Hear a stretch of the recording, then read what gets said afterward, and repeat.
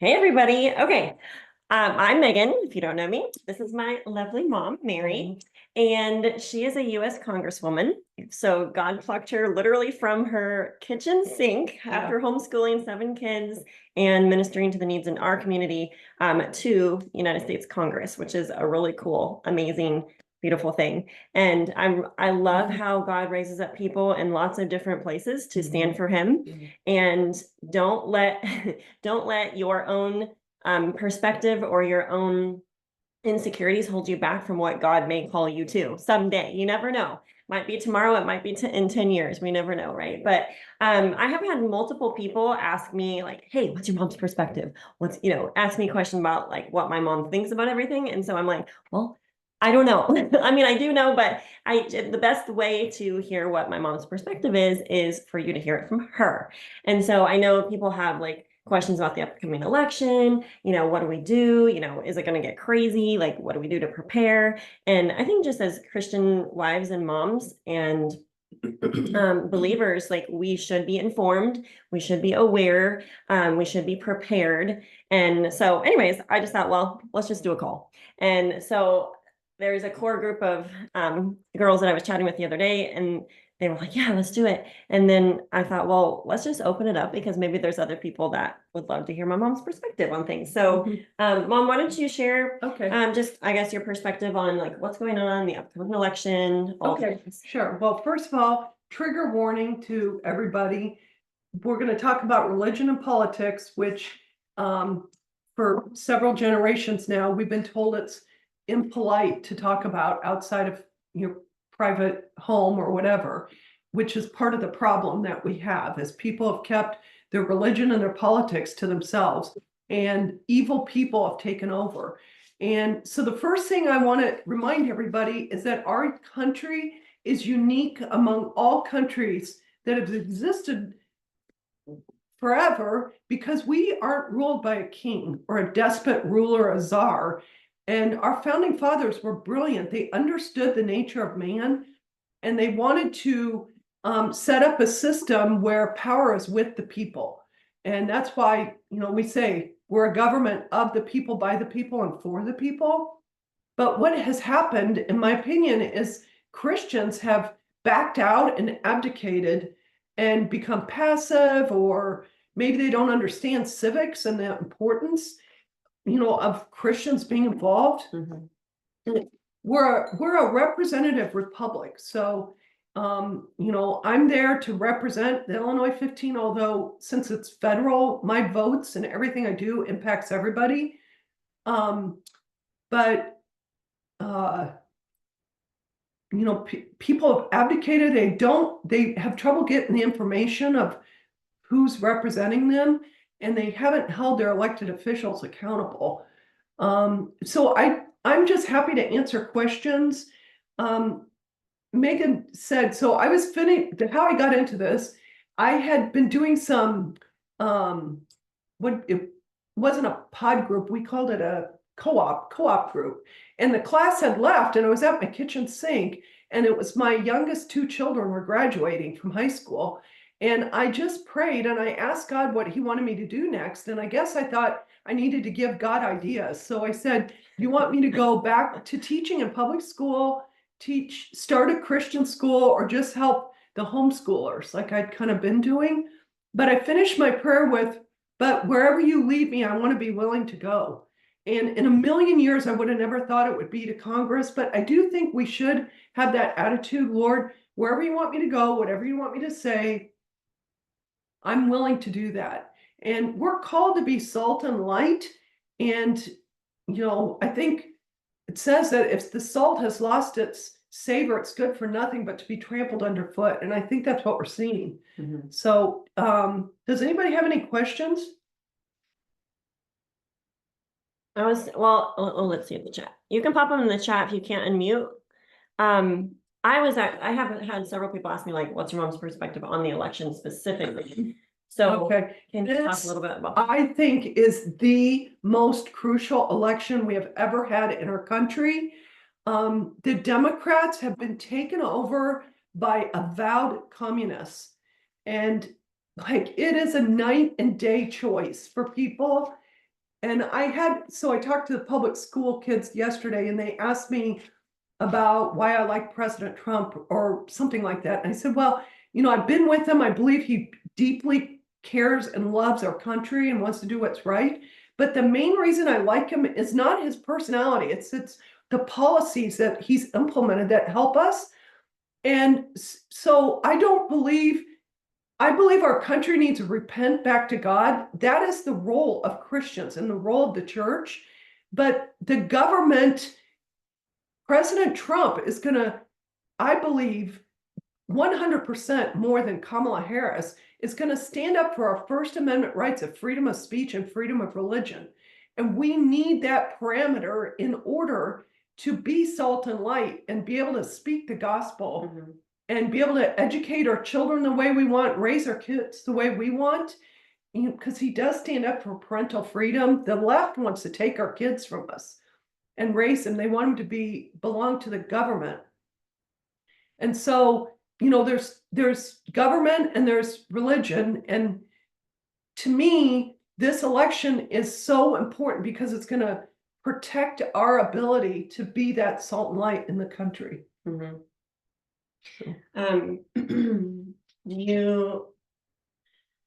What is your perspective on, so we need to vote and we need to encourage other people to vote. I've talked to several people and they said that they've had conversations with friends. They're like, oh, I don't really get into that.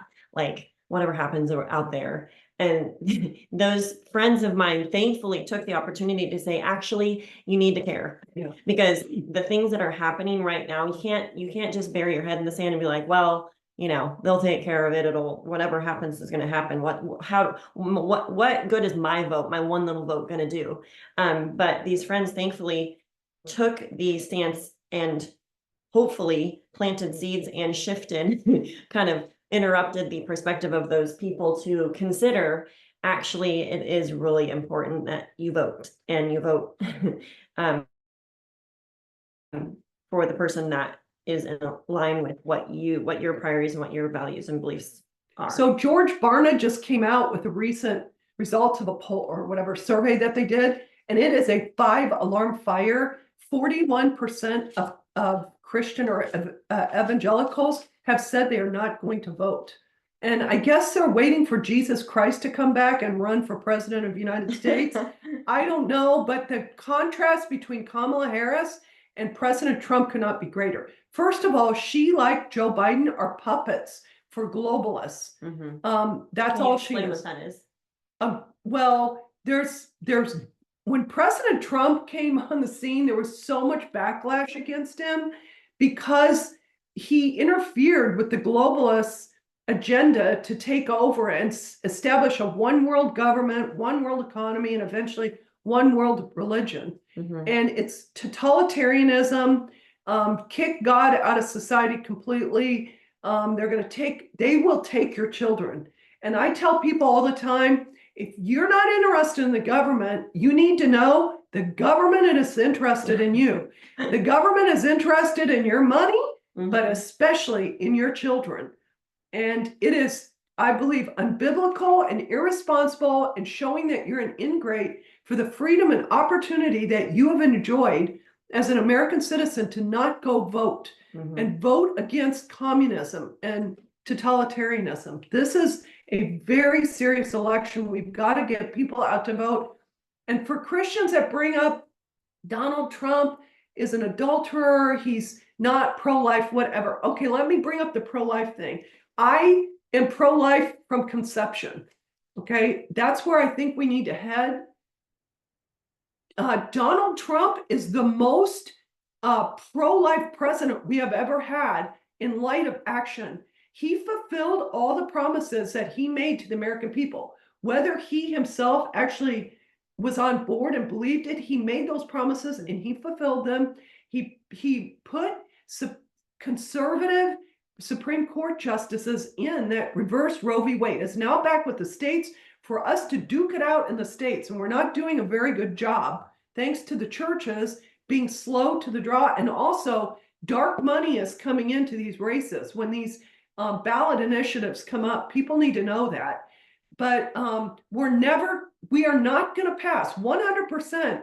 We're not passing a federal abortion ban. So there's not a candidate that is going to come forward that's going to get a federal abortion ban passed. Now, I'm personally disappointed in his, I don't think he has, what I think he said 15 weeks, exception rape and I'm not even sure. His wife came out, something. But the fact is, compared to Kamala Harris and the Democrats, night and day, they are radical. They want taxpayers to pay for it. They want to kick parents out of the decision. They want abortion through the 9th month. Okay, they are anti-life. They are population control people. Night and day difference between Donald Trump and them. And after Donald Trump gets elected, I have a bill that's called A Woman's Right to Know. And just probably all of you know that women, when they are given the information on the development of the baby in the womb and an ultrasound, I've heard 80 to 90% of women change their minds. And they always say, trust women, trust the science. Well, I want, after the election, after President Trump's elected, for that bill to get put on the House floor and for him to sign that, because he can say, and Melania could say, we want the right for abortion, fine, but at least say women are smart enough to be able to make informed choices, and I want to promote that afterward. And I think he would be on board with that. But so talk about his personality, or his past, his imperfections, and people, Christians specifically, using that as the reason they will not vote because they want someone more conservative. Okay. Well, first of all, I think every president is like, maybe not Reagan. Reagan was divorced. I don't know, but they're Flanders, Ted Kennedy and his brother, John F. Kennedy, total Flanders, Clinton Flander. There's all kinds of stuff about other people. But I've never heard anything about him not being faithful to Melania. When I was down there with family members at Mar-a-Lago, he was commending me for having an intact family. And he I believe that he knows that it's best to have an intact family. He also supports school choice, which is huge for us. He went after the universities for, just crazy stuff going on in universities for the Chinese to be funding them. He tried to stop the Confucius institutes. He was wanted to cut off funding for universities that don't allow free speech. So, he's way better on education. Education, parental rights. He stands against the mutilation and the castration and the transgendering of our children. And in California, they are literally taking, and in other states also now, they are taking children away from parents who are not agreeing to having their minor children start the mutilation process of their children. So I cannot even tell you how serious the situation is. This situation that we have, people have to get involved. I guess my perspective too is if Christians aren't going to vote, they're essentially voting for Kamala. Yeah, that's what my perspective is. I don't know if it's too late in your states to sign up to be a poll watcher. Also, register people to vote. I don't know what each state's laws are, because the state's laws are different. But it is not against the law to sign people up to register to vote in a church.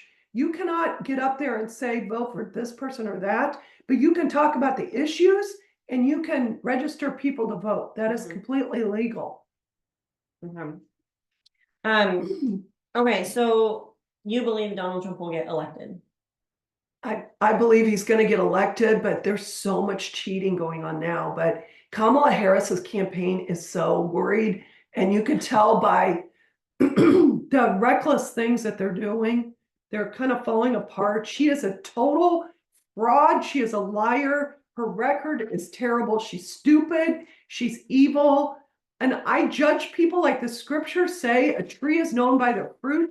A politician is known by their policies. Mhm. That's why I'm judging Donald Trump by his policies. On day one, he secured the border. He went to work to reverse Roe v. Wade. He stood up against the world on the terrible trade agreements we'd entered into.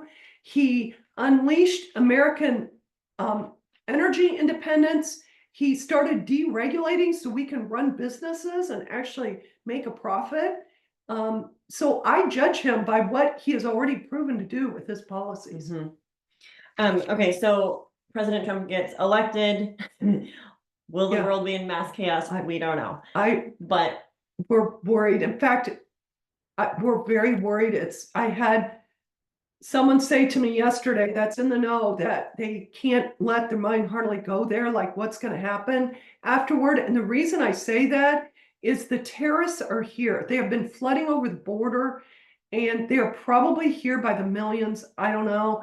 We know millions of gotaways have come over because we have satellite imagery of them going over. So if you wanted to come here illegally and you knew you could come through a port of entry and parrot the words that they're telling you to say so that you can claim refugee status and get signed up for free housing, free food, free medical, free education, free lawyers, free plane tickets and bus tickets, wherever you want to go around the country. Would you not do that? Mhm. Yes. So the people that are the gotaways coming in by the millions, definitely here for nefarious purposes, I believe.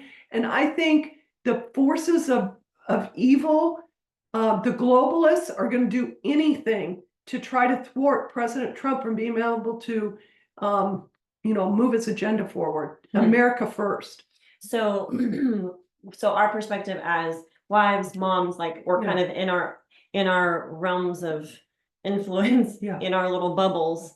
What's your perspective on how do we? What should our perspective be as we like look at this, because it's easy to get fearful and very concerned, but also from a preparation status, what are your suggestions? Okay, well, first of all, I want to encourage everybody not to be fearful. You can be alarmed, you can see the danger ahead and prepare yourself, but don't be fearful. Fear is thinking God's going to leave you alone. It's forgetting that God does use trials and suffering for good. So he's promised us, I heard 365 times in the Bible that he will never leave us nor forsake us. So we're not going to be fearful, number one, but we are going to prepare. And one other thing is preparing a mindset, which means being in the Word. And years ago, there was a young mom here that got cancer and it was terminal. She and her husband always went to church. They went to church every Sunday, really decent people, a good mother. But at the end, she went from Christian to Christian, pastor to pastor to find encouragement, because even though she put in her hour at church every Sunday, she never had her head in the Word. And she had to go other places for encouragement. And we don't want to be that. We are God's ambassadors. We actually want to be the ones ready to give people an answer for the hope that lies within us. And that means we got to have this in our minds. Mm-hmm. And I've really been praying over and over Psalm 25. It says, "Unto you, O Lord, do I lift up my soul." And I add to it, I lift up the soul of our nation. And it says, "Oh my God, in you I trust." And I add to that, may there be a revival in our nation. May our nation trust in you. Let me not be put to shame. And I say to the Lord, Lord, let not our country be put to shame. We have taken your name. Our nation was founded on Judeo-Christian principles. And the majority of Americans would say they're Christians. Let not my enemies exalt over me. Lord, let not the enemies of our country exalt over us. And it goes on to say, make us to know your ways, O Lord. Teach us your paths. Lead us in your truth and teach us. And then later on it says, he instructs sinners in the way. And I thank God that he delivered me from the realm of darkness and brought me into his marvelous light. And then finally, he leads the humble in what is right and teaches the humble his way. So I think humbling ourselves, and one of the ways we demonstrate that is saying, Lord, we need wisdom, understanding, discernment, and discretion. And this is where we get it. So this is key number one. Number two, seek to inform yourself. This morning, I really encourage you to listen to different podcasts to be informed. Charlie Kirk, Turning Point USA is great. This morning, he's interviewing David, is it Federer? What's Federer's first name? Mr. Federer. He's interviewing Mr. Federer on why Christians should vote and get involved in the government, which is really good. And that's on his podcast? That's his podcast today, Turning Point.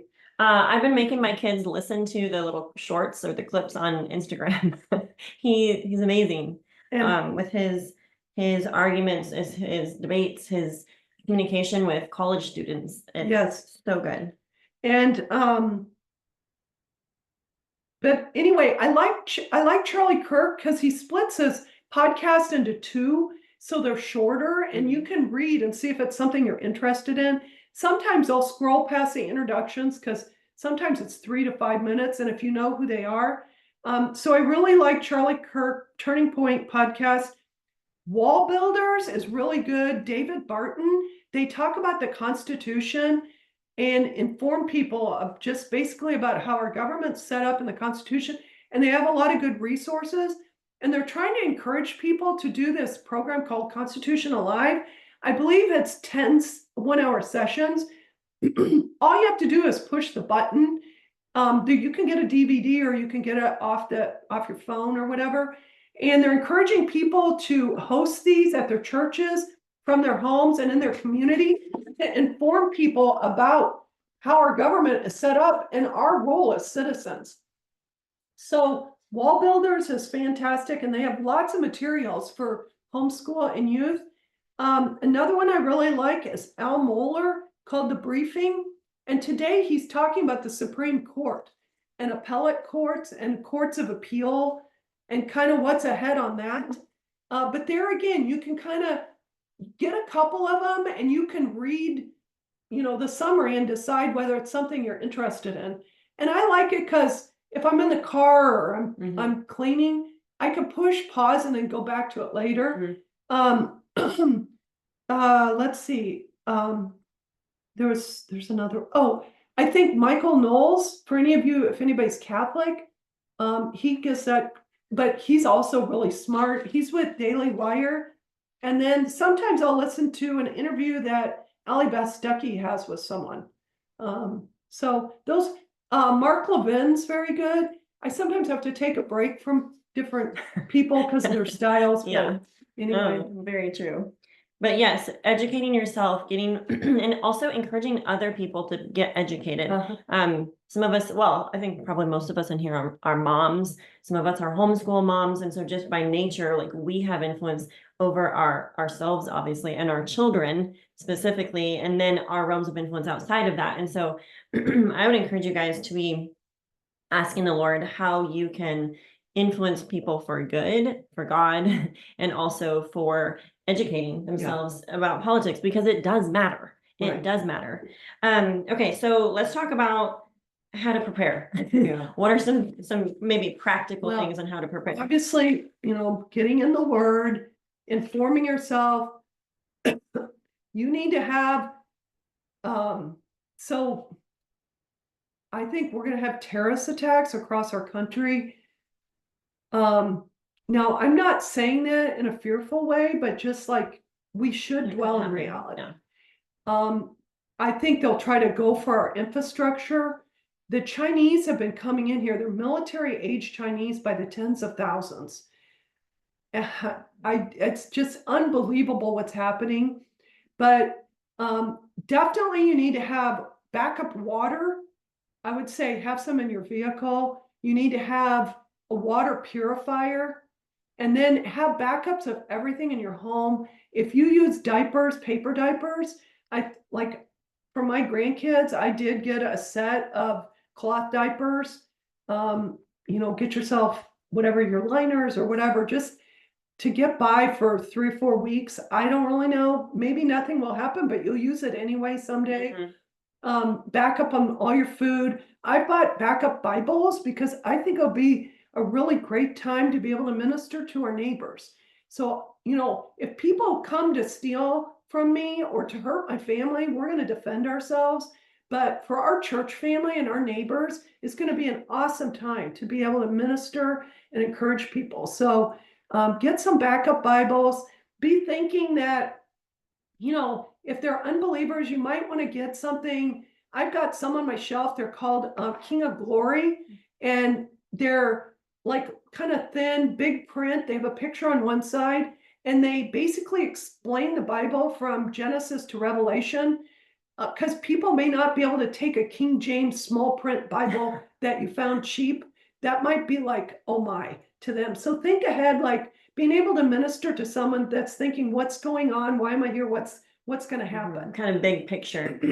Well, I remember you mentioning like after you got saved, you started learning like Bible stories and things with us kids, and she was teaching us, and I feel like I've gotten so much more of a perspective going back to the basics even for me. I mean, I grew up in a Christian home, and mom and dad taught us a lot of wonderful, amazing things, and had laid a foundation for us. But then going through some of those, like the big picture story Bible, the storybook Bible, just even different children's Bibles is really helpful, because you get an overview, because like it might take you a whole entire year of disciplined consistency to get from Genesis to Revelation in a whatever version Bible you're reading, but a children's Bible you can get a very broad overview pretty quick. And it's really helpful. The other thing I haven't done, but I want to do, is get a couple in Spanish. Because we have been, flooded with people that don't speak our language. For sure. And I do know that what Bible is that? We have two different like comic Bibles the kids do, and they love them. There's a set of 3 that the kids really like, and then there's I'm forgetting the name of it, and then there's another thinner version of a comic book Bible. That's really great too. And I know for a fact that the thinner version comes in a lot of different languages, and I'm pretty sure it's also online. Get backup filters for your water purifier. Make sure you have some bleach in your home. I bought some 5-gallon things of water in case, of course, we have a spring on our farm, so in case we have to haul water or whatever. And then if you have to put a little bleach in it, but remember that the water in your water heater and your toilet tank, that's actually not dirty water. You could use it. It may be too much for you to drink with, but you could use it for washing. We actually, mom and I created a list of just basic supplies. I can actually, I'll log in. We get lanterns, a generator. The thing too, you have to remember about generators is they make noise. And if you live around people and there's marauders around or whatever, they may think, well, there's a generator going. Those people have supplies. And I don't know, we have, ways to defend ourselves. Make sure you have dog food. I'm going to pop this list in the comments, and you guys can screenshot it or copy paste it. It's very, very basic. Obviously there's okay, I'm gonna pop this. Okay, I popped it in the chat so you guys can snag it. Anybody have questions? Dan Bongino, but yeah, I know. And plus I like him a lot, and also Mark Levin, I like him, but they yell and I have to take a break. FEMA is definitely out of money. They spent it relocating illegals. Unbelievable. And what you've seen in the last 4 years, opening the borders, bankrupting us to oblivion, being a laughing stock on the world stage, destabilizing the entire world, weaponized government going after our children and after law-abiding pro-life Americans, that is only going to amp up. The deep state is real. It's scary. Vote early. Yes, definitely vote early. And FEMA is out of money. Oh my. Yeah. Okay. Anyone have any questions they want to unmute and ask? You totally can, or you can put it, in the chat. Let's see. My son is asking if terrorist attacks. I was told by an former CIA agent that that worked for Trump that it will be in blue cities. They're hiding there. They're going to try to cause the most damage they can cause. So I don't know. Yeah. But I'm not afraid. And I don't think anybody should be afraid. And I think to remind ourselves that we are not gonna, it doesn't say if you have trials, it says when you have trials. And I think nothing, like people will say, well, I'm afraid I'm not gonna make it to the end. You're gonna make it to the end. That's a hilarious thing to say. What people really mean is I'm afraid I'm not gonna make it to the end in the style I want to go out, or I'm afraid I'm not gonna make it to the end without suffering. We're gonna suffer, but we need to know that God is always, he's never gonna forsake us, and he will use it for good in our lives. This is why having fellowship is so important in your local church and with your family, with your neighbors, and fellowship with the Lord Jesus Christ in your own private times is so important. Yeah. So Justin and I actually, well, seeing just what's happened on the East Coast with the hurricane devastation and seeing just what natural disasters can cause and wreak havoc, and just thinking about like there was no way for the people that were not in Florida to think, well, I mean, I don't even think that they had any inkling that something could happen. And, obviously sometimes, things happen that are so devastating that no amount of preparation could have prepared you for it. But I do think that as wise people, it's important to, as much as we can, be prepared. And it's never a bad idea to have 3 to 4 months worth of things stocked up in your in your pantry or in your basement or out in the garage, well, whatever. Vitamins, vitamin C, any medicines that you might need. Just thinking through, praying and asking God, like, what should I have stocked up? And I mean, we've done this for years. I mean, there's a level of instability, right? Regardless of where you live.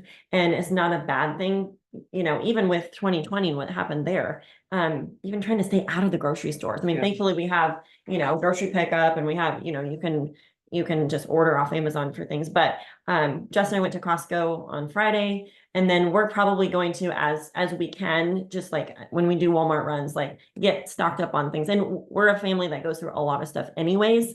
So like our stock ups, we can go through stockpiles fairly quickly.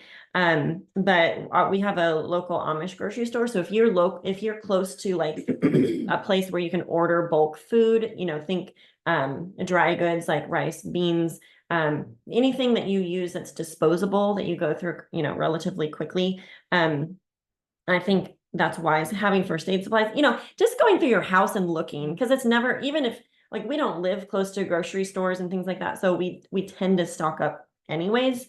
But just looking through your stash of like, do I have all the first aid supplies that we need, or if we need to share with other people, do I have essential oils so that, if I get sick and we can't get out and go get stuff. Thankfully we have really good like health food stores close by us. Same with like getting your supplements. It's not a bad idea to have like a stockpile in case, shipment was delayed, it could be delayed, or, things like that. Ammunition, flashlights, batteries, candles, salt, olive oil, coconut oil, things like that are stable that you could keep for a long time. Some canned goods. We were talking about like, the carnivore diet, we don't eat rice and beans, you can actually can meat.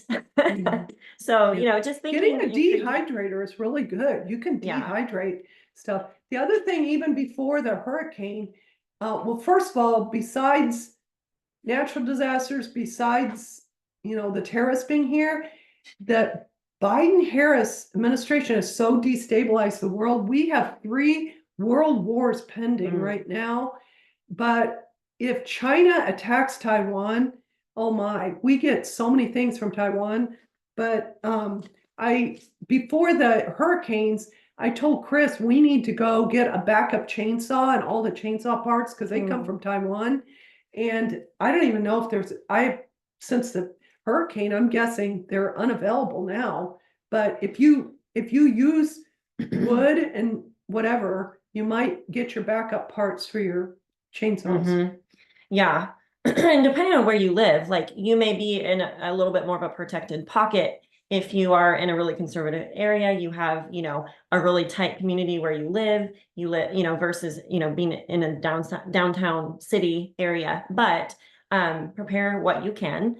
Also, stock up on seeds, stock up on, you think about like, being able to grow or raise your own food. I mean, think creatively. And also, Mom and I were talking last week about even just getting skills, like developing skills. And I remember years ago, I was very interested in homesteading, and I've taught myself a lot of things, like how to make my own yogurt, how to make my own bread, things that I maybe learned a little bit when I was at home, but then wanted to learn more. And so I got books on it, and we were, how do we create this acre of self-sustainability where we could live off the land if we needed to.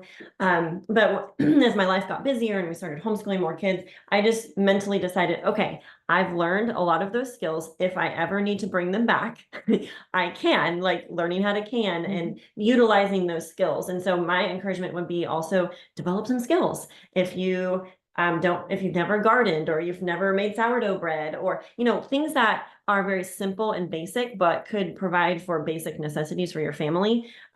Even you can grow greens in your kitchen.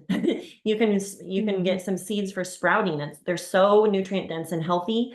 And even like getting the supplies for sourdough bread, so that sourdough bread only uses flour, salt, and water.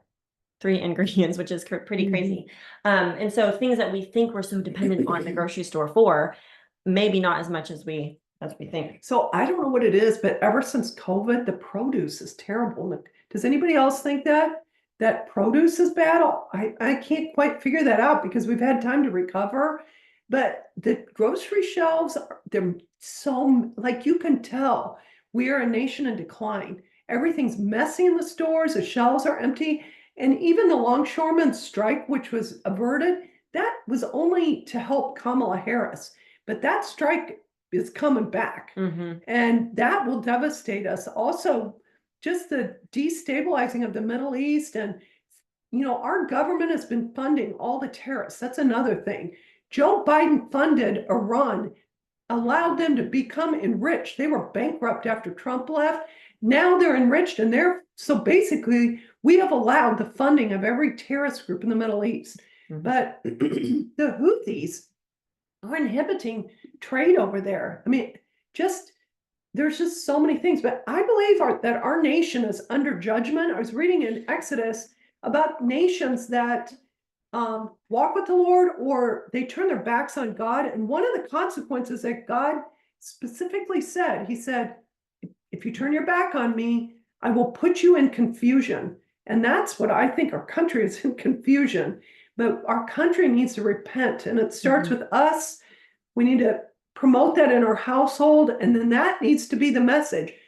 And I think we have lost so much of our Judeo-Christian foundation in our country. People don't even know what repent means, but we need to tell them, change your mind, turn back to God, ask for God. His ways are perfect. It says that in Psalm 18, and every word of God proves true, which I can see the ground being laid after the rapture. If you believe in the rapture, this will be hell on earth. You can see it, things happening here, and just like their ability to totally control humans. We don't want to be left behind, and we don't want anybody, friends, family, neighbor, left behind. And so every person that I interact with now, I think to myself, this is a soul that is going to live forever. And it should propel us to action with that person. Yeah, I mean, I'm hearing a lot about urgency.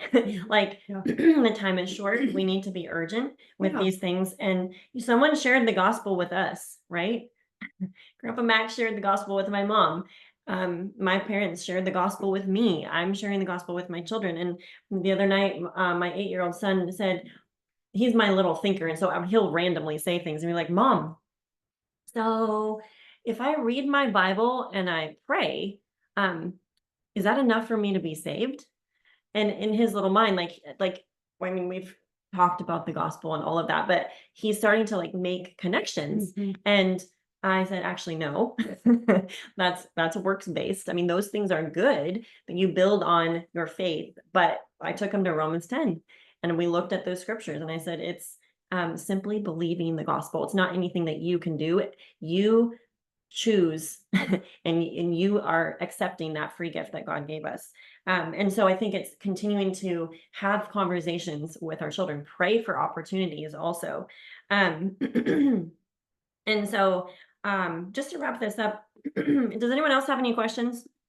I don't want to quit if you guys have some questions burning in your mind. If they're homeschooling moms, there's probably all kinds of things going on. Yes. I felt like whenever I got on the phone, my kids would get into stuff. I don't know. Yeah. I would say, well, Mom and I were talking the other day about rejecting passivity. I remember Dad growing up, his big mantra or thing that he would always talk about was, what was that? Reject Accept passivity. responsibility, reject passivity, and lead courageously. Accept responsibility, reject passivity, and lead courageously. And I think that we as moms exemplify that in our own life, because there's all the things, right, that are always coming at us, and we have to reject being lazy or passive or whatever, and teach our kids by example. Accept responsibility. Maybe it's like, hey guys, we're gonna prepare some things, or hey, let's think about some ways that we could go out to our neighbors. How could we connect with them? Because before you have the opportunity to share the gospel with them, you first got to meet them and connect with them, right? Before they're willing to listen to what you have to say. So any final thoughts? No, just I wake up every day and I ask God to show me the opportunities in it. And it's really a privilege to be his ambassador wherever he puts us, whether it's in our homes, in business and politics, wherever. Just like I told the kids yesterday, be razzed up about the opportunities in each day. Mm-hmm. One thing real quick that I thought of, because I wrote down like 7 specific things, and I might make a little post about these because they're good, but don't forget to like make the healthy choices now, because Yeah.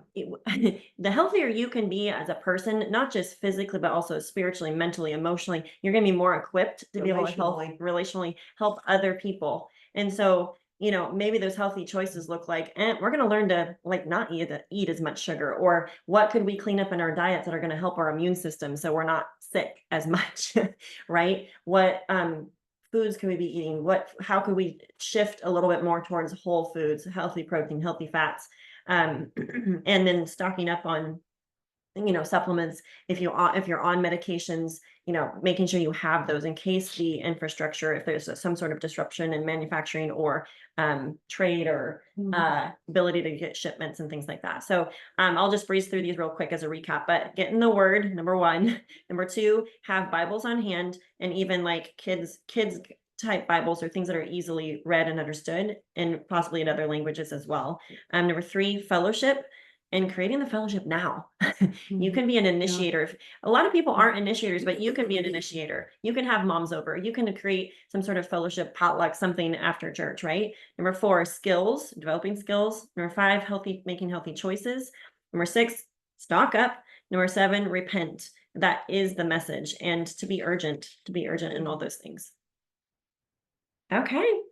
Well, if there's no other questions, we'll pop off. I know everyone has I'll to be waiting for rolling. your big news, Madison. I know, so excited. Are you going to make national news having a baby at the rally or whatever? I hope not. That would be embarrassing. That would be Well, you can hilarious. name the baby Tucker then.